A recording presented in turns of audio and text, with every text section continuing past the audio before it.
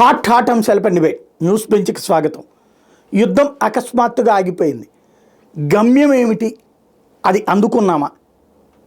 చాలామంది already start చేసినటువంటి ఒక ఆర్గ్యుమెంట్ ఏంటంటే పీఓకే తీసుకోవాలి కదా, లేకపోతే అక్కడ ఉన్నటువంటి తీవ్రవాదుల్ని పట్టుకోవాలి కదా, వాళ్ళందరినీ మనం అదుపులోకి తీసుకోవాలి కదా. అదేమీ చెయ్యకుండా ట్రంప్ ఇన్వాల్వ్ కాగానే మారిపోయింది.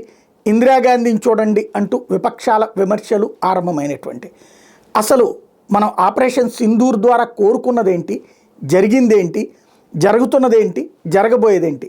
ఈ అంశానికి సంబంధించి మాట్లాడిన ప్రస్తుతం మనతో పాటు ఉన్నారు జాతీయవాద విశ్లేషకులు దుగ్గరా శ్రీనివాస్ గారు. నమస్తే అండి. ఏదో మిస్టేక్ వచ్చింది. రైట్ అండి. ఇది పర్టికులర్గా ఆపరేషన్ సింధూర్ అమెరికా ఒత్తిడితో ఆగిపోయింది అన్నటువంటి వాదన ప్రధానంగా వినబడుతోంది. మనం లక్ష్యం చేరుకోలేక అమెరికా ఒత్తిడికి లొంగిపోయామా? అంటే అమెరికా మధ్యలో తొందరపడి చేసిన ప్రకటన వల్ల అమెరికా పాత్ర ఉంది అనిపిస్తోంది. కానీ నిజానికి మనం అనుకునేట్టుగా అంటే అమెరికా ఒత్తిడి చేసి నువ్వు ఆపేస్తావా లేదా అని బెదిరిస్తే ఆపేసినటువంటిది మాత్రం కాదండి. సో దీని వెనకాల జరిగినటువంటి పూర్తి విషయాలు ప్రభుత్వం కూడా సరిగా పంచుకోకపోవడంతో ఎవరి ఊహాగానాలు వారు చేస్తూ ఉన్నారు. సో మీరు చెప్పినట్టుగా ఇందిరాగాంధీతో పోలికలు, గత యుద్ధాలతో పోలికలు, అసలు మనం పెట్టుకున్న లక్ష్యాలు ఏమిటి అనేటువంటివి ఇప్పుడు నిజంగానే చర్చలోకి రావటం అవసరం కూడా జరుగుతోంది కూడా. అయితే నిజానికి ఏం జరిగాయి? మనం పెట్టుకున్న లక్ష్యం ఏమిటి? ప్రతీకార దాడి చేయాలనుకున్నాం. పీఓకేని తీసుకోవటం అనేటువంటిది లక్ష్యం అనేటువంటి విషయం మనం ఎప్పుడు చెప్పలే, ప్రభుత్వ పరంగా చెప్పలే. సో మేము ఎవరైతే మా మీద ఉగ్రవాదుల్ని పంపి మీరు దాడి చేయించారో వారి లక్ష్యాలను మాత్రం, వారి స్థావరాలను మాత్రం మేము ధ్వంసం చేసి తీరుతాము అనేటువంటిదే మనం మొదట పెట్టుకున్న లక్ష్యం. ఆ లక్ష్యం నెరవేరింది. రెండోది పాకిస్తాన్ని ఆర్థికంగా దెబ్బతీయటం అనే లక్ష్యం నెరవేరింది. మూడవది మన రక్షణ వ్యవస్థ యొక్క గొప్పతనం మళ్ళీ చూపించుకోవడం జరిగిందండి. అంటే మన సుపీరియారిటీ, భారతదేశం యొక్క సుపీరియారిటీ ఏమిటో సైనిక పరంగా అది చేసుకోవడం. కాబట్టి ఈ 3 లక్ష్యాలు మాత్రం నెరవేరాయి. అయితే ఎందుకు ఆపారు అనేటువంటి దానికి ఇది మేము ఆపలేదు, కేవలం గ్యాప్ మాత్రమే తీసుకున్నాం, అంటే పాజ్ ఇచ్చాం మాత్రమని. కానీ పాకిస్తాన్ ఎప్పుడు మళ్ళీ ఏమి చేసినా, అంటే ఆక్రమణ రేఖ వల్ల మళ్ళీ కాల్పులు జరిపినా లేదా ఎటువంటి దాడి జరిపినా మేము మళ్ళీ ముందుకు వెళ్ళడానికి సిద్ధం. ఇది కాబట్టి ఆపరేషన్ సింధూర్ అనేటువంటి తాత్కాలిక విరమణ మాత్రమే అనేటువంటిది ప్రధాని ఇచ్చినటువంటి వివరణ. కాబట్టి ఇది పూర్తిగా ఆగిపోయింది. డొనాల్డ్ ట్రంప్ ఒత్తిడి చేస్తే తీసుకున్నటువంటి నిర్ణయంగా మాత్రం భావించడానికి అవకాశం లేదండి. రైట్. మనకి కాశ్మీర్లో ఉగ్రదాడి 26 మంది ప్రాణాలు తీయటం, ఆ తర్వాత నరేంద్ర మోడీ చెప్పినటువంటి పదం మూలాలని దెబ్బతీస్తాం అన్నటువంటిది, అది ఈ ఏవైతే మన మిస్సైళ్లతో దాడి చేయటం, వాళ్ళ ఉగ్ర స్థావరాలు ధ్వంసం చేయటం అన్నటువంటి అర్థమేనా ఆయన చెప్పింది? మొదట్లో పెట్టుకున్న లక్ష్యం మాత్రం అదేనండి. అంటే 26 మందిని మతం ఆధారంగా లేదా మతం పేరున గుర్తించి చంపడం అనేటువంటిది దేశం భరించలేకపోయింది. ప్రభుత్వం కూడా ఏదో ఒక రకంగా ప్రతీకారం చూపించకపోతే ప్రజలు ఊరుకోని పరిస్థితి వచ్చేసిందండి. కాబట్టి ఆ రోజు పెట్టుకున్న లక్ష్యం మాత్రం ఉగ్రవాద మూలాలు, వాళ్ళ స్థావరాలు ఎక్కడైతే ఉన్నాయో వాటిని దెబ్బతీస్తామనేటువంటిది. పరిమితమైనటువంటి లక్ష్యంతోనే వెళ్ళిపోయిందే తప్పించి పూర్తి స్థాయి యుద్ధం చేస్తామని కానీ, ఈరోజు పాక్ ఆక్రమిత కాశ్మీర్ని వెనక్కి తెచ్చుకుంటామని కానీ చెప్పలేదు. కాబట్టి అప్పటికి మాత్రం మన లక్ష్యం వాళ్ళ స్థావరాలను గుర్తించడం, ఆ స్థావరాలని ధ్వంసం చేయటం. ముఖ్య నాయకులు మరణించి ఉండకపోవచ్చు, కానీ ఈ దాడుల్లో దాదాపుగా వాళ్ళని మానసికంగా మాత్రం దెబ్బ కొట్టగలిగామండి. అంటే ఉగ్రవాదుల్ని కూడా. సో వాళ్ళ బంధువులను చంపగలిగాం, వాళ్ళ బంధువులు పోయారు. సో వాళ్ళ శిక్షణా స్థలాలని దెబ్బతీసుకెళ్ళగలిగారు. మొత్తం మీద వాళ్ళ మౌలిక వసతులు ఏవైతే ఉన్నాయో, శిక్షణకు అవసరమైనటువంటి మౌలిక వసతులు ఏవైతే ఉన్నాయో అవన్నీ ధ్వంసం చేయగలిగాం. కాబట్టి ఇంతటితో ఉగ్రవాదం పోతుందని చెప్పలేము. కాకపోతే మళ్ళీ వాళ్ళు కోలుకొని మళ్ళీ కొంత బలం పుంజుకోవటానికి తగినంత సమయం పడుతుంది. ఆ మేరకే ధ్వంసం చేయగలిగాను తప్పించి పూర్తిగా ఉగ్రవాదం మూలాలన్నీ చెరిపేశామనేటువంటిది మాత్రం సరైన అభిప్రాయం కాదు. కాశ్మీర్లో వాళ్ళు కోరుకున్నటువంటిది అల్లకల్లోలం, అక్కడికి టూరిస్టుల్ని రానియకుండా చేయటం, వ్యాపారాలు దెబ్బతింటం, తద్వారా కాశ్మీర్ అభివృద్ధిని అడ్డుకోవటం. అందులో వాళ్ళు సక్సెస్ అయ్యారనుకోవచ్చా?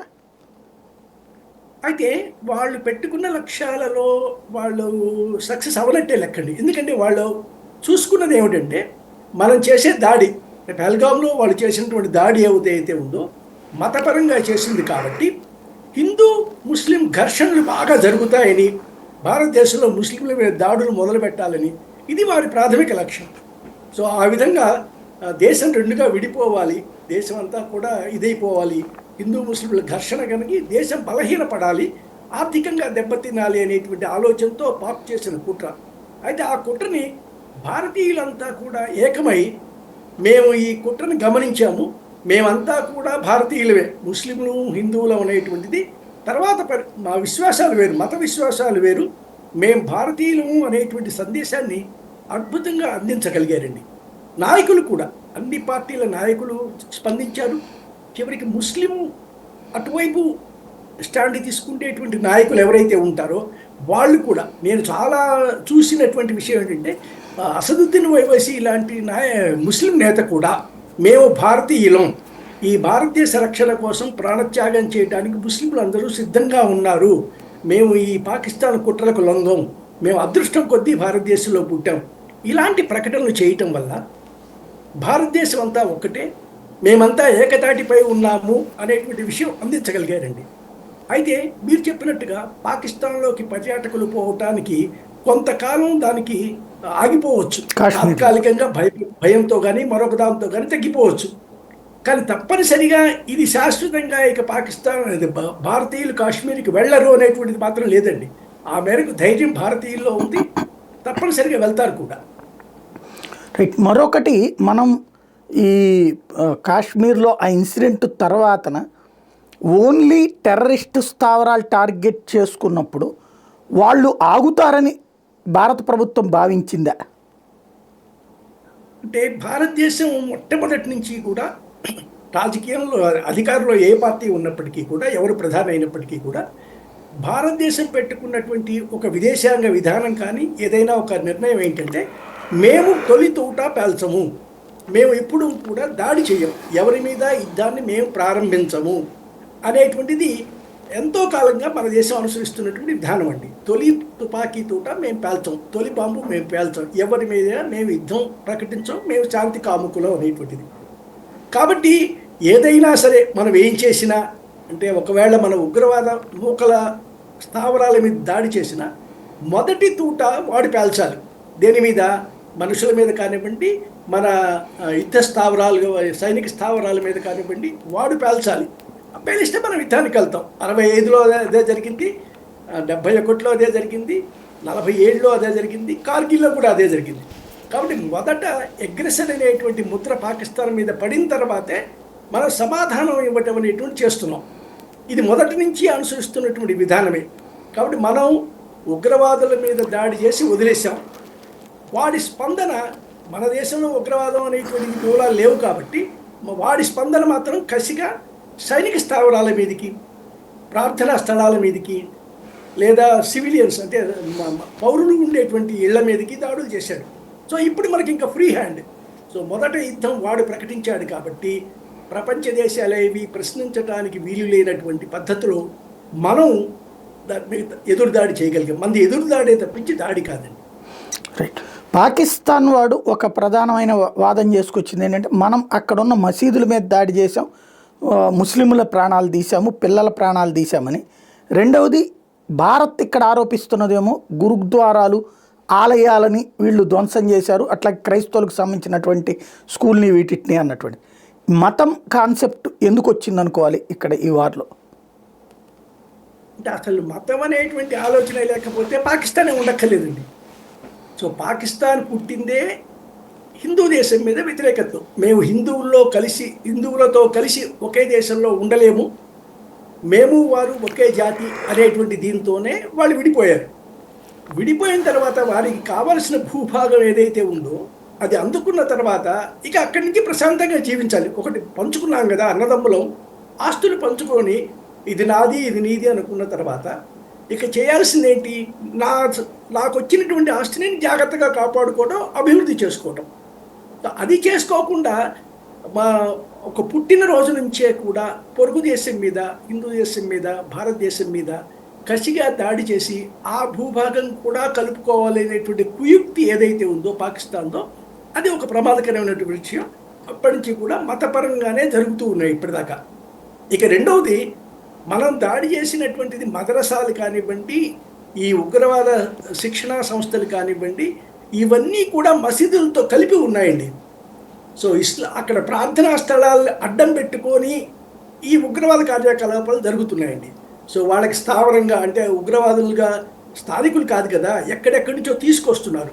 వాళ్ళకి నివాసం ఇవ్వటం, ఆహారం అందించడం, విశ్రాంతి భవనం, ఇవన్నిటికీ మసీదును వాడుకుంటున్నారు. సో మసీదును వాడుకుంటే ఎవరు గుర్తించరు, మసీదు మీదకి ఎవరు దాడి చెయ్యరు అనేటువంటి ఆలోచనతో ఉగ్రవాద సంస్థలు పనిచేస్తున్నాయి. అలాంటప్పుడు మనం ఎక్కడ కొట్టినా పక్కనే మసీదు ఉంటుంది కాబట్టి, ఉగ్రవాద స్థావరం మీద దాడి చేసిన, ఆ నాయకులు ఉండే ప్రదేశం మీద దాడి చేసిన పక్కనే మసీదు ఉండి తీరుతోంది కాబట్టి మసీదులు దెబ్బతినేటువంటి అవకాశం ఉందండి. సో మనం చేసిన దాంట్లో లక్ష్యం మసీదు కాదు, పక్కన ఉంది కాబట్టి మసీదు దెబ్బతింది. కానీ అతని లక్ష్యం అది కాదు, పాకిస్తాన్ వాళ్ళ లక్ష్యం అది కాదు. వాళ్ళు నేరుగా వేస్తున్నటువంటి గురుద్వారా మీద, నేరుగా బాంబులు వేస్తున్నటువంటి దేవాలయం మీద. ఎందుకంటే ఆ దేవాలయం పక్కన ఏమి స్థావరాలు లేవు, ఆ గురుద్వారాకి పక్కన కాశ్మీర్లో ఎక్కడ స్థావరాలు లేవు. సో ఇది తేడా అండి, వాళ్ళు చేస్తున్న దాడికి మనం చేసినటువంటి దాడికి ఉన్నటువంటి తేడా. సో కాబట్టి ఉగ్రవాదం లేదు కాబట్టి మన దేశంలో వాడు నేరుగా మతం పేరుతో భారతదేశంలో మరొక విభజన రావాలి అనేటువంటి ప్రయత్నం 1971 నుంచి కూడా పాకిస్తాన్ చేస్తోందండి. సో 80లో ఖలిస్తాన్ ఉద్యమాన్ని ప్రోత్సహించింది కూడా పాకిస్తానే. సో సిక్కుల్ని విడగొట్టాలి. సో 80లో ఆ ప్రయత్నం చేసింది. 71 ఓటమి జీర్ణించుకోలేని పాకిస్తాన్ ఇప్పటికీ కూడా బుద్ధి తెచ్చుకోలేదండి. సో అప్పుడు ఓడిపోయారు, సిక్కుల్ని రెచ్చగొట్టారు. మనం ఏదో ఒక రకంగా ఆ సిక్కుల్ని సమస్యని, అంటే ఖలిస్తానీ ఉద్యమాన్ని భారతదేశం నుంచి తప్పించగలిగాం. ఇంకా విదేశాల్లో కొంతమంది నాయకులు ఉంటే ఉండవచ్చు, కానీ ఇప్పుడు అక్కడ సమస్య లేదు.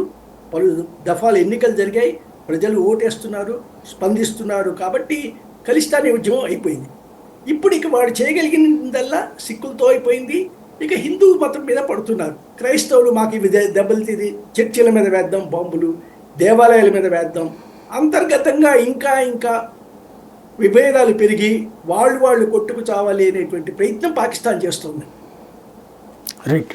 ఈ పాకిస్తాన్ ఏమో భారత భూభాగం మీద మేము దాడులు చేసాం, భారత సైనిక శిబిరాలు ధ్వంసం చేసాం, అలాగే రఫేల్ యుద్ధ విమానాలు కూల్చాం, ఏది ఆకాశంలో మేమే రాజులం అన్నటువంటి ప్రకటన చేయడం, వాళ్ళ ప్రధానమంత్రి కూడా విజయం సాధించామని చెప్పడం, వాళ్ళు అక్కడ పెద్ద ఎత్తున సంబరాలు చేసుకోవడం, దాన్ని ఎలా చూడాలి?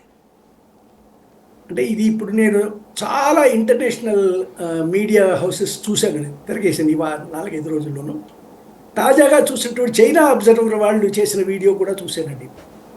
ఎవ్వరూ కూడా పాకిస్తాన్ వాళ్ళు గెలిచామని కానీ, పాకిస్తాన్ చెప్పేటువంటి గెలుపు కానివ్వండి, పాకిస్తాన్ భారతదేశానికి కలిగించిన నష్టం గురించి కానీ ఎవ్వరూ ఒప్పుకోవట్లేదు, ఎవరూ దాన్ని ధృవీకరించట్లేదండి.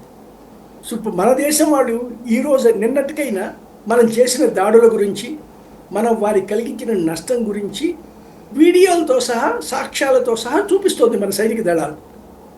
అటువంటి సాక్ష్యం ఏదీ కూడా పాకిస్తాన్ సైనిక దళాల నుంచి లేదు. లేకపోగా పాకిస్తాన్ సోషల్ మీడియాలో ఎక్కడెక్కడివో తీసుకొని, పాత వీడియోలు తీసుకొని, పాత ప్రింట్ తీసుకొని, ఫోటోలు తీసుకొని, వాటిని ఇది భారతదేశంలో వాళ్ళు సాధించిన విజయంగా చెప్పుకుంటున్నారు. అది వాస్తవం కాదు. పాకిస్తాన్ నిజానికి మన విమానం కూలగొట్టిందే లేదు, వాళ్ళ దగ్గర అంత శక్తి లేదు, వాళ్ళ దగ్గర ఉన్నటువంటి చైనా ఆయుధాలు కూడా ఫెయిల్ అయ్యాయని చైనా అబ్జర్వర్ వాళ్ళే చెప్తున్నాడండి. సో చైనా అందించినటువంటి ఆయుధాలని సక్రమమైనటువంటి ఆయుధాలు అందించలేదా, లేదా వాటిని ప్రయోగించేటువంటి శిక్షణ సరిగా ఇవ్వలేదా, చైనా ఏదైనా మిస్చీఫ్ ప్లే చేసిందా అనేటువంటి సందేహం అన్ని దేశాల్లో కలుగుతోంది. సో కాబట్టి చైనా ఆయుధాలను వాడి మన మీద ఏదో దెబ్బ కొట్టాలని, టర్కీ అందించినటువంటి డ్రోన్స్ వాడి మనల్ని ఏదో దెబ్బతీయాలని ప్రయత్నం చేసింది. కానీ నిజానికి పాకిస్తాన్ సాధించింది విజయం కాదు. వారి విజయోత్సవాలని నాటకీయంగా జరుపుకోవచ్చేమో కానీ మనకు ప్రదర్శించడం కోసం బయటికి ఇది అంతర్జాతీయ సమాజం ఎక్కడా కూడా, అంటే వాళ్ళకు బాగా మిత్రులుగా ఉన్న ఇస్లామిక్ దేశాల వాళ్ళు కూడా నమ్మని విషయం అండి ఇది. కాబట్టి అది పెద్దగా పట్టించుకోవాల్సిన అవసరం లేదు.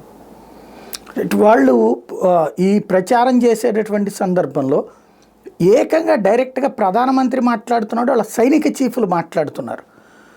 ఇది అంతర్జాతీయ సమాజం ఏమనుకుంటుందో అన్న ఆలోచన కానీ, లేదా వాళ్ళ ప్రజలకు కూడా తెలుసు కదా వాళ్ళ దేశంలో ఎక్కడెక్కడ భారత్ వేసినటువంటి మిసైళ్ళు పడ్డాయి, వాళ్ళ దేశంలో ఎక్కడెక్కడ ధ్వంసమైనవి అన్నటువంటిది, అది ప్రజలు మర్చిపోవడానికి అనుకోవాలా, లేదా వాళ్ళకి సంబంధించినటువంటి ఇష్యూని కవర్ చేసుకోవడానికి అనుకోవాలా?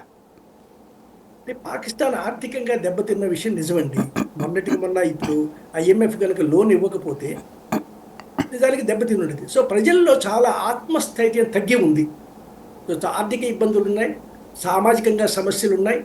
తర్వాత ఇమ్రాన్ ఖాన్ పార్టీ కానీ, పీపీపీ కానీ, భుట్టో పార్టీ కానీ తిరుగుబాటు లేదా ప్రజా తిరుగుబాటు ప్రయత్నాలు చేస్తున్నాయి. ఈ సందర్భంలో అధికార పార్టీ ఏదో ఒక రకమైన గెలుపు విషయాలను చూపించకపోతే ప్రజలు మిగతా అంతా కూడా వెళ్ళిపోతారు, వాళ్ళకు ఉండే మద్దతుదారులు ఎవరు మిగలరు. అందుకని ఈ సమయంలో మనం గెలిచాము, మనం వాళ్ళని దెబ్బతీసాము, వాళ్ళ విమానాలు పగలగొట్టాము, కూల్చివేశాము, ఇలాంటి మాటలు కనుక మాట్లాడితే ప్రజల్లో ఉన్నటువంటి ఆత్మస్థైర్యం మరింత కిందికి జారకుండా పైకి వెళ్తుంది. ఇది ఒక రకంగా మభ్యపెట్టడమే.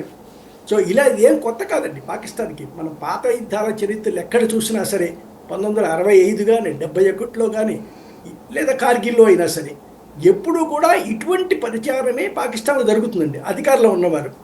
సో ప్రతిసారి కూడా అధికారంలో ఉన్నవాడు ఇలాంటి ప్రచారం చేయటం, యుద్ధం ముగిసిన వెంటనే ఆ పాలకుడు ఎవడైతే ఉన్నాడో వాడు పదవిచ్యుతుడు కావడం, ఇది పాకిస్తాన్ యొక్క చరిత్ర అండి. సో 71లో ఎప్పుడైతే భుట్టో వచ్చేసి అధికారంలో పాకిస్తాన్లో అధికారం చేపట్టి రకరకాల పనులు చేసిన వెంటనే మళ్ళీ పోయాడు. ఎప్పుడైతే సిమ్లా అగ్రిమెంట్ సొంతకం పెట్టాడో వెంటనే అతన్ని పదవిచ్యుతుడు చేశారు, చివరికి ఉరి కూడా తీశారు. సో 65 యుద్ధంలో అయినా 71 యుద్ధంలో అయినా కార్గిల్ యుద్ధంలో ముషారఫ్ పరిస్థితి ఏమైంది? సో కాబట్టి వాళ్ళ నుంచి తన పదవులు తాము కాపాడుకోవాలంటే ప్రజలకు అబద్ధాలు చెప్పాల్సిందే. జరగని విషయం జరిగినట్టు చెప్పి మభ్యపెట్టి పాకిస్తానీ ప్రజలని తమ వైపు ఉంచుకుండేలాగా చేసే ప్రయత్నం తప్పించి, సో ఇది ఎక్కడా కూడా వాస్తవ ఆధారితమైనటువంటివి కావు, సాక్ష్యాలు ఉన్నటువంటి ఇవి కావండి. అందుకని ఏది మాట్లాడినా చెల్లుబాటు అవుతుంది అనేటువంటి పద్ధతిలో వెళ్తుంది. అసలు వాళ్ళకి సైనిక దళాల ప్రధానాధికారి ఎక్కడ కనిపిస్తున్నాడు, ఎక్కడ ఉన్నాడో తెలియదు, ఎలాంటి విషయాలు మాట చెప్తున్నాడో తెలియదు, ఏం సలహా ఇస్తున్నాడో తెలియదు. ఒక రకంగా వస్తున్నటువంటి వార్త ఏమిటంటే దాదాపుగా ఇప్పుడున్న ముషారఫ్ను బయటికి పంపడానికి వీలుగా అతను సైనిక కుట్ర పన్నుతున్నాడు అనేటువంటిది. సో అదే నిజం కూడా కావచ్చు. ఎందుకంటే ఇప్పుడు ఓటమి తర్వాత పాలకుడిని పడేయటం అనేటువంటిది, తిరుగుబాటు చేసి తప్పించడం అనేటువంటిది పాకిస్తాన్ చరిత్రలో భాగం ఇది. రైట్. భారతదేశం తరపున మన త్రివిధ దళాలకు సంబంధించిన వాళ్ళు మొదటంతా కూడా విదేశాంగ శాఖ, తర్వాత ఆర్మీకి ఎయిర్ ఫోర్స్కి సంబంధించిన అధికారులు మాట్లాడుతూ వచ్చారు, వాళ్ళ అధికార ప్రతినిధులు. నిన్న మొట్టమొదటిసారి త్రివిధ దళాలకు సంబంధించినటువంటి డీజీఎంఓలు మాట్లాడుకొచ్చారు, ఇవాళ మాట్లాడుకొచ్చారు. ఏమిటి మార్పు, ఎలా చూడాలి? అంటే యుద్ధము ఎలా జరుగుతుందో బ్రీఫింగ్ కమాండర్స్గా ఉన్న వాళ్ళు ఇవ్వటంలో సమంజసమేనండి. అంటే ఏం జరుగుతోంది, ఎలా నడిపిస్తున్నాం అనేటువంటి కమాండర్స్ వచ్చారు. సో ఆ విదేశాంగ శాఖ అధికారిని కార్యదర్శిని కూర్చోబెట్టి బ్రీఫింగ్ నడిపించారు. సో రక్షణ శాఖ కార్యదర్శి రాలే దాంట్లోకి. సో విదేశాంగ శాఖ కార్యదర్శి వచ్చి చేస్తున్నాడు. అంటే దౌత్యపరంగా ప్రయత్నాల గురించి మేము చూస్తున్నాము, యుద్ధం రెండు చేస్తున్నాం అనే అభిప్రాయం కలిగించేటువంటి ప్రయత్నం చేశారండి. ఇప్పుడు పై స్థాయిలో నిర్ణయం జరిగింది. వీళ్ళు ఆదేశాలు అమలు చేసేటువంటి వాళ్ళే నిన్నటిదాకా మాట్లాడుతున్న మహిళా అధికారులు. సో ఆ స్థాయి దాటింది కదా, డైరెక్టర్ జనరల్ వారు దీనికి సంబంధించిన వాళ్ళు తీసుకున్నారు కదా నిర్ణయం. వాళ్ళు అడగటం, మనం కాల్పుల విరమణ చేద్దామనేటువంటిది మన వాళ్ళు కూడా తీసుకున్నటువంటిది. కాబట్టి స్థాయి మారింది, నిర్ణయం తీసుకునే స్థాయి మారింది. కాబట్టి పై స్థాయి అధికారులు వచ్చి ఇప్పుడు బ్రీఫింగ్ ఇస్తున్నారు లేదా ప్రకటనలు చేస్తున్నారు. ఇంకా రాజకీయ పెద్దలు ఎవరైతే ఉన్నారో వాళ్ళు ఇప్పటికీ ఇంకా మాట్లాడలేదండి. సో వీళ్ళు ఈ స్థాయి అధికారుల చేతనే మాట్లాడిస్తున్నారు. రాజకీయ అధికార స్థాయిలో వివిధ పబ్లిక్ మీటింగ్స్లో మాట్లాడుతున్నారు తప్పించి నేరుగా ప్రెస్ ఎదురుగా వచ్చి ఇంకా ఎందుకో బ్రీఫింగ్ ఇవ్వట్లేదు. ఇవాళ నరేంద్ర మోడీ ప్రెస్ మీట్ ఉందట కదా 8 గంటలకి. ఇవాళ ఉంటే అది జాతిని ఇంకా ఉద్దేశించి ఉపయోగాలు. ప్రసంగం ఉందట. ప్రసంగం అయిన ప్రెస్లో ఆయన క్వశ్చన్స్ తీసుకోడు కదా. ఉమ్, కేవలం ఆయన మాట్లాడదలుచుకుంది మామూలుగా బయట ఇచ్చే మన్ కీ బాత్కి ఇప్పుడు రేపు చేసే ప్రసంగానికి కూడా పెద్ద తేడా ఉండదు ఆయన చేసేటువంటిది. అలాగా తను మాట్లాడదలుచుకుంది ఏదైతే ఉందో అది మాట్లాడతాడు, తన అభిప్రాయం చెప్పి వెళ్తాడు. అలా జరిగినందువల్ల పెద్దగా ఉపయోగం లేదండి. ఒక రక్షణ మంత్రి కానీ ఎవరైనా సరే ప్రజలకున్న సందేహాలు ఏవైతే ఉన్నాయో వాటిని పత్రికల తరపున విలేకరులు అడిగినా ఎవరు అడిగినా కూడా ప్రతిపక్షాలు అడిగినా కూడా చెప్పడానికి సిద్ధంగా ఉన్న స్థాయిలో ఉండాలండి ఆ సంభాషణ అనేటువంటిది. లేకపోతే ఎవరికి ఇష్టం వచ్చినటువంటి నేరేషన్ వాళ్ళు తయారు చేసుకుంటూ ఉంటారు, అది ప్రచారంలో కూడా వెళ్తుంది. చాలా ఆలస్యంగా అధికార ప్రచారం కనుక రావటం అనేది అంతగా మంచిది కాదండి.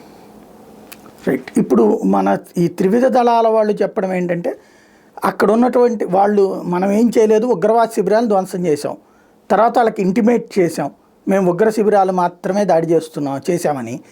ఆ తర్వాత వాళ్ళు వచ్చి యుద్ధానికి వచ్చారు, మనం వాటిని ధ్వంసం చేసాం. ఆ తర్వాత వాళ్ళకి సంబంధించినటువంటి ఎయిర్ బేస్లు కానీ ఆర్మీ బేస్లు కానీ ఇవన్నిటి ధ్వంసం చేసాం అన్నటువంటిది వాళ్ళు చెప్పుకొస్తున్నటువంటి పాయింట్. ఇది ఎంతవరకు నమ్మచ్చు? అంటే ఇది మనం కూడా గొప్పలు చెప్పుకుంటాం. యుద్ధంలో రెండు పార్టీలు ఎవరికి తగ్గ వెర్షన్ వాళ్ళు ఇస్తారు. అయితే ఈ మన బ్రహ్మోస్ ఆ క్షిపణుల ప్రయోగం అనేటువంటిది వాళ్ళ రావెల్పిండికి దగ్గరలో ఉన్న అణు వ్యవస్థ లేదా అణ్వాయుధాలకి సంబంధించినటువంటి ఒక దీని మీద పడింది అనేటువంటిది ఇప్పుడు అంతర్జాతీయంగా వివిధ సంస్థలు ఇస్తున్నటువంటి విషయం అండి. ఎందుకు ఇస్తున్నారు అంటే అది ఆ రోజు ఒక భూకంపం లాంటి తక్కువ స్థాయి భూ ప్రకంపనలు వచ్చాయి. సాధారణంగా ఈ భూ ప్రకంపనలు అనేటువంటి ప్రపంచవ్యాప్తంగా ఎక్కడ వస్తున్నా కూడా వీటిని రికార్డ్ చేసేటువంటి అంతర్జాతీయ సర్కిల్ ఉందండి. సో అంటే సిస్మిక్ యాక్టివిటీ అంటే భూమి లోపలి పొరల్లో సంభవించి ఆ కొట్టుకోవడం వల్ల కానీ భూకంపం వచ్చినప్పుడు ఎక్కడ జరిగింది ఏమిటి అనేటువంటి ఎపి సెంటర్ ఎక్కడుంది అనేటువంటిది.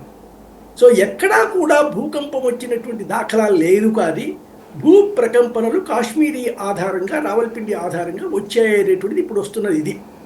సో అక్కడ అణు ఆయుధం దాచి ఉంచారా లేక ఇంకేదైనా ఫెసిలిటీ అక్కడ ఉందా, దానికి మనం వేసినటువంటి క్షిపణి తగలటం వల్ల అలాంటి ఇది జరుగుతోందా అనేటువంటిది మన దేశంలో కూడా వెలువడుతున్న సందేశం దీన్ని ధృవీకరిస్తున్నారు. విదేశీ సంస్థలు కూడా ఇదే కారణం, అసలు యుద్ధం ఆపటానికి ఇదే కారణం అనేటువంటిది ఒక బలంగా వినిపిస్తున్న విషయం అండి. సో అణ్వాయుధ ఉన్న దేశాలు రెండు, అణ్వాయుధాలు ఉన్నటువంటి ప్రదేశంలో ఏదో జరిగింది కాబట్టి అక్కడ రేడియేషన్ కనుక మొదలైతే లేదా అక్కడ మళ్ళీ ఒక యాక్షన్ జరిగిందనుకోండి, పక్క బాంబులు పేలటం లాంటివి జరిగితే ప్రమాదం. కాబట్టి ముందుగా జరిగినటువంటి ప్రమాదం ఏమిటి, దానివల్ల నష్టం ఏమిటి అనేటువంటిది అంచనా వేయటం కోసం ఇప్పుడు పాజ్ అనేటువంటిది వినిపిస్తుంది. బయట నుంచి విదేశీ సంస్థలు ఇస్తున్నటువంటిది కూడా అదే. ఏదో జరిగింది, వారి అణ్వాయుధాలకు సంబంధించినటువంటి దెబ్బ తగిలింది, ఈ విషయంలో కనుక ఒక అంతర్జాతీయ పరిశీలన వెళ్ళకపోతే, అటామిక్ ఎనర్జీ కమిషన్ కనుక వెళ్ళకపోతే, ఇంటర్నేషనల్ అటామిక్ ఎనర్జీ వాళ్ళు వెళ్ళకపోతే కొంచెం ఇబ్బంది ఉంది. కాబట్టి ఆ ప్రయత్నం ప్రారంభమైంది అని, అమెరికా నుంచి ఒక ప్రత్యేక విమానం వచ్చిందని, చైనా నుంచి బోరాన్ పౌడర్ వెళ్ళిందని, ఇవన్నీ కూడా బయట మనం చెప్తున్నటువంటివి కాదు, అంతర్జాతీయంగా కూడా ధృవీకరిస్తున్నటువంటి వార్తలే ఇవి. సో అక్కడ అణ్వాయుధం పేలిందా లేదా ఏదైనా నిర్మాణానికి ఉన్నటువంటి దీనికి దెబ్బ తగిలిందా, ఆ వ్యవస్థ కుప్పకూలేలా ఉందా, ఏం జరుగుతుంది, ఇప్పుడున్న దశ దాటి ముందుకు వెళితే స్థానికంగా సంభవించేటువంటి ప్రమాదం ఏమిటి, దానివల్ల వెలువడే రేడియేషన్ వల్ల చుట్టుపక్కల దేశాలకు కానీ ప్రాంతాలకు కానీ వచ్చే ప్రమాదం ఏమిటి అనేటువంటిది అధ్యయనం చేయటం కోసమే వారు అర్జెంటుగా మీరు పాకిస్తానీ వాళ్ళు అమెరికాని కాంటాక్ట్ చేయటం, అమెరికా వాళ్ళు వెంటనే లేదు ఇది ప్రమాదం ఉంది కాబట్టి మీరు యుద్ధ విరమణ ముందుగా మీరు ప్రకటించండి, వాడు ఒప్పుకుంటారు, మేము మాట్లాడతామని చెప్పడం, ఇది జరిగిందనేటువంటిది అమెరికా నుంచి వస్తున్నటువంటి స్టోరీ అండి. సో ఇది ఇప్పుడు వెంటనే మనం ధృవీకరించలేకపోయినా ఒక 4-5 రోజుల్లో దీనికి సంబంధించిన పూర్తి వాస్తవాలు బయటకు వస్తాయి. సో కాబట్టి ఒక రకంగా మనం వాళ్ళని దెబ్బతీసాం, భయపెట్టాం, భయపడుతున్నారు. దేశానికి ప్రమాదం అనేటువంటిది అనుమానం, రాజకీయంగా పాలనాపరంగా సైనిక తిరుగుబాటు వస్తుందనేటువంటి సందేహం, ఆర్థిక పరంగా ఉన్నటువంటి ఇబ్బందులు. సో ఈ మూడింటి వైపు నుంచి ఎటు చూసినా కూడా పాకిస్తాన్ని ఉక్కిరి బిక్కిరి చేయగలిగాం. ప్లస్ బెలూచిస్తాన్లో వస్తున్న తిరుగుబాటు, నార్త్ ఈస్ట్ ఫ్రంటియర్లో వస్తున్న తిరుగుబాటు, ఇలాంటి వాటి మీద అది ఒక ఉక్కిరి బిక్కిరి అయ్యేటువంటి దేశంగా మనం దాన్ని చుట్టూ తీసి ఒక చట్టంలో ఇమర్చగలిగామండి. రైట్. మరొక ప్రధానమైనటువంటి అంశం, ఇటు ఇందిరాగాంధీ అయితే అమెరికా ఒత్తిడికి కూడా తొలగినటువంటి స్థాయిలో చేయగలిగింది, ఆ రోజున ముక్కలు చేయగలిగింది. ఆ రోజున రిచర్డ్ నిక్సన్ లాంటి వాళ్ళు చెప్తే కూడా పని చూసుకోమని చెప్పింది. అదే నరేంద్ర మోడీ అయితే ట్రంప్ చెప్పగానే మధ్యలో ఆపేశాడు, ఎవరు గొప్ప అన్నటువంటి చర్చ తీసుకొస్తున్నారు. అంటే ఇది రాజకీయంగా ప్రత్యర్థులు చేసినటువంటి ఆరోపణ సరే, అంటే వాస్తవంగా బయటికి చూడగానే కనిపించేది ఇది నిజమే.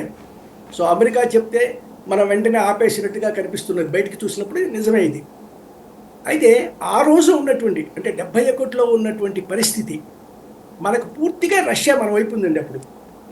సో మనం 71 యుద్ధం చూసినప్పుడు రష్యాతో మనకున్న ఒప్పందం ప్రకారం భారతదేశం మీద యుద్ధం వస్తే మేము మీ తరపున పోరాడతాము అనేటువంటి ఒప్పందం అప్పుడు మనకు ఉంది.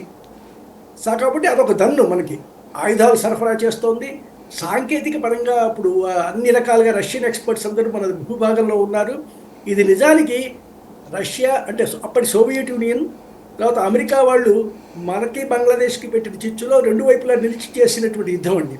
కాబట్టి అప్పుడు గట్టిగా మాట్లాడటానికి అంటే నువ్వెవరు అని నిక్సన్ అనకపోయినా ధైర్యంగా సమాధానం చెప్పడం అనేటువంటిది జరిగింది. అప్పుడు ఇందిరాగాంధీ హయాంలో జరిగిన విషయం నిజం. ఆ రోజుల్లో మనకు ఉన్నటువంటి అడ్వాంటేజ్ అది. ఇప్పుడు మనకి ఏ దేశం కూడా అంటే అసలు రష్యానే సోవియట్ యూనియనే విచ్ఛిన్నమైపోయింది, రష్యా బలహీనపడింది, రష్యా యుక్రెయిన్ యుద్ధంలో ఉంది. అప్పుడు చైనా ఇంత శక్తివంతమైన దేశం కూడా కాదు. కాబట్టి ఇప్పుడు మనకు సమస్యలు పెరిగాయి. చైనా లాంటి ఒక శక్తివంతమైన దేశం సరిహద్దుల్లో మనల్ని ఇది చేస్తుంది, ఢీకొనడానికి ప్రయత్నం చేస్తుంది లేదా రెచ్చగొడుతోంది. రష్యా బలహీనపడింది. ఈ సమయంలో అమెరికా చేసినటువంటి బెదిరింపు మాత్రం లేదు దీంట్లో. మనం అదొక్కటి గమనించాలండి. బెదిరింపు లేదు, వాస్తవాలు వివరించి మీరు ఇప్పుడు ఆగడం మంచిది అనేటువంటి సలహానే ఇచ్చింది. కానీ నువ్వు యుద్ధం అప్పుడు నిక్సన్ బెదిరించినట్టుగా ఆపుతావా లేదా అనే బెదిరింపు లేదండి అప్పుడు. సో అలాంటి బెదిరింపు లేదు. ఇప్పుడు జరిగినటువంటిది ఒక జరిగిన ప్రమాదాన్ని జాగ్రత్తగా దృష్టిలో పెట్టుకొని తాత్కాలికంగా మనం ఆపితే బాగుంటుంది అనే సలహా, ఆ సలహాని విన్నారు. సో ఎందుకంటే అక్కడ జరిగిన ప్రమాదం నిజమనేటువంటి విషయం ప్రభుత్వం దగ్గర ఉండి ఉంటుంది, కానీ మనకు తెలియదు సమాచారం అనేటువంటిది మన దగ్గర లేదు. అయితే ప్రతిపక్షాలు చేసేటువంటి తాత్కాలికంగా బయటికి కనిపించే సూపర్ఫిషియల్గా కనిపించే దాంట్లో నిజంగానే మనం అమెరికాతో లొంగినట్టుగా ఈరోజు కనిపిస్తుంది. 3-4 రోజుల తర్వాత వాస్తవాలు బయటకు వచ్చినప్పుడు వీరి వాదన చెల్లదండి. ఎందుకంటే నిన్నటి వరకు కూడా ప్రతిపక్షాలన్నీ ఏం చెప్తున్నాయి, పుల్వామా ఇన్సిడెంట్ అనేటువంటిది ఎన్నికల కోసం నరేంద్ర మోడీనే చేయించాడు, బీజేపీనే పెద్ద నాటకం ఆడింది అనేటువంటిది మొన్నటి వరకు కూడా ప్రతిపక్షాలు చేస్తున్నటువంటి ఆరోపణ. అయితే నిన్న పాకిస్తాన్ సైనిక దళాల ప్రధానాధికారి ఒప్పుకున్నాడు, అవును పుల్వామాలో మా పాత్ర ఉంది అని. సో కాబట్టి ఇప్పుడు ఏం చేస్తాయి ప్రతిపక్షాలు, వారు చేసే ఆరోపణలన్నీ కూడా కాదు అని తేలిపోతున్నప్పుడు ఇక వాళ్ళు ఇప్పుడు ఇది కూడా తర్వాత తేలిపోతుందనే నా అభిప్రాయం అండి. ఇప్పుడు పుల్వామా అయిపోయింది, కార్గిల్ మీద వచ్చిన ఆరోపణలు అయిపోయాయి, వారి ఆరోపణలు నిలవలేదు. ఇది కూడా నిలవవనే నేను అనుకుంటున్నాను. దెబ్బతిన్నటువంటి పాకిస్తాన్లో విజయోత్సవ సంబరాలు చేసుకున్నారు, గెలిచినటువంటి భారత్లో మాత్రం ఇట్లాంటి స్టేట్మెంట్లతో పరిమితమైంది. ప్రజలు ఈ విజయోత్సవంలో ఇన్వాల్వ్ కాలేదు. ఎలా చూడాలి దీన్ని? అంటే నిజానికి ఈ యుద్ధం విషయంలో ప్రజలని మానసికంగా బాగా పై స్థితికి తీసుకెళ్లారు ప్రభుత్వం. వారి యొక్క ప్రకటనలతో కానీ వీటితో కానీ మానసికంగా ప్రజలంతా కూడా ఒక నెల రోజుల పాటు యుద్ధం జరుగుతుంది, మనం ఆక్రమిత పాకిస్తాన్ని బయటికి తీసుకొచ్చేస్తాం, అదే మనది సొంతం చేసుకుంటాం, ఇలాంటి అభిప్రాయంలోకి ప్రజలు వచ్చేసారండి. సో అందరూ కూడా మానసికంగా సిద్ధంగా ఉన్నారు. ఇది కొనసాగే యుద్ధం, ఇదే చివరి యుద్ధం, పాకిస్తాన్కి మనం చేయబోయేటువంటి పూర్తి నష్టం ఇప్పుడే చేసేస్తాం, మోడీ లాంటి నాయకుడు ఉండగానే జరగాలి, ఇలాంటివన్నీ కూడా మానసికంగా ప్రచారం ద్వారా కానివ్వండి, ప్రభుత్వం చేసినటువంటి వివిధ ప్రకటనల ద్వారా కానివ్వండి, పూర్తిగా ఇది మానసికంగా ప్రజలు సిద్ధమై యుద్ధం కొనసాగాలి అని కోరుకుంటున్న సమయంలో హఠాత్తుగా దాన్ని ఆపేసేసరికి ప్రజలలో చచ్చుపడిపోయిందండి. ఏమిటి మనం ఇంత ఆశించి మనం ఇంత మద్దతుగా నిలిస్తే ప్రభుత్వం ఏంటి ఇంత హఠాత్తుగా ఇలా ఆపేసింది అనేటువంటి దీంట్లో ఇక్కడ సంబరాలు జరిగే అవకాశమే లేదండి. ఎందుకంటే ఎందుకు ఆగిందో తెలియట్లేదు, వారు అనుకున్న తీరులో యుద్ధం ముందుకు వెళ్ళలేదు, వాళ్ళు అనుకున్న పద్ధతిలో పాకిస్తాన్ దెబ్బతీయలేదు, ఒక అంగుళం భూమి కూడా మనలో కలుపుకోలేకపోయాం. అంటే పాకిస్తాన్లో ఉన్న ఆక్రమణలో ఉన్న కాశ్మీర్ని మనం కొంచెం కూడా 1 కిలోమీటర్ లోపలికి కూడా వెళ్ళలేకపోయాం. సో కాబట్టి ప్రజల్లో ఇప్పుడు ఉత్సాహం జరుపుకునేటువంటి ఆ మానసిక స్థితి లేదండి. ఎందుకంటే వాళ్ళ మానసిక స్థితిని పెంచి యుద్ధం వైపు పెంచినటువంటి ప్రభుత్వం హఠాత్తుగా ఆపేసేసరికి నిజంగానే డిసప్పాయింటెడ్గా ఉన్నారు. అలాగని ఓడిపోయారని కాదు, కానీ అయ్యో మేము అనుకున్నది సాధించలేకపోయింది ఈ ప్రభుత్వం అనేటువంటి నీరసం మాత్రం ప్రజల్లో ఉంది, తప్పకుండా ఉంది. అందుకే ఎక్కడ విజయోత్సవాలు లేవు, ఏమీ లేవండి. రైట్. ఈ పరిస్థితి భారతదేశానికి మంచిదా చెడ్డదా? అయితే భారతదేశానికి మంచి చెడు అంటే తాత్కాలికంగా చెడులా కనిపించవచ్చు, కానీ మనం ఎప్పుడు కావాలన్నా యుద్ధాన్ని ప్రారంభించగలం, ఎప్పుడు కావాలన్నా దెబ్బతీయగలం, మళ్ళీ ఎప్పుడు కావాలంటే అప్పుడు మనకు అనుకూలంగా ఉన్న సమయంలో ఆపగలం. మన సుపీరియారిటీని మనం నిరూపించుకోగలిగామండి. అయితే దీని ఈ సందేశాన్ని రాజకీయ నాయకత్వం లేదా దేశ నాయకత్వం ప్రజలలోకి ఎలా తీసుకెళ్తుంది అనే దాని మీద ఆధారపడి ఉంటుందండి.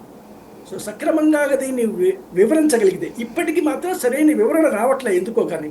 సో ప్రజలలో ఉన్న నిరుత్సాహాన్ని కానీ దాన్ని బయటకు తీసుకెళ్ళడం ఇది ప్రస్తుతానికైతే ఇబ్బందికరమైన విషయమే, కానీ అధిగమించడం అనేటువంటిది సులభంగానే చేయవచ్చు. Right. Thank you very much అండి. ఇది పరిస్థితి. Thank you, sir. ఓవరాల్గా యుద్ధం అన్నటువంటిది ఆగిపోయింది. అర్ధాంతరంగా ఆగలేదు, అర్థవంతంగా ఆపామని సైన్యం చెప్తుంటే ప్రజల ఎక్స్పెక్టేషన్స్ మాత్రం చాలా పెద్ద ఎత్తున ఉండటం, ఆ ఎక్స్పెక్టేషన్స్కి అనుగుణమైనటువంటి యుద్ధం కంటిన్యూ కాకపోవడం వలన ఈ పరిస్థితి వచ్చిందన్న వాదన ఒకటి. రెండవది, అక్కడ ఉన్నటువంటి అణ్వస్త్ర స్థావరాలకు సంబంధించి ఏదో తేడా రావడం వలన అమెరికా ఒత్తిడి తెచ్చింది అన్నటువంటిది మరొకటి. ఏది వాస్తవం అన్నది కాలం డిసైడ్ చేయాల్సి ఉంది.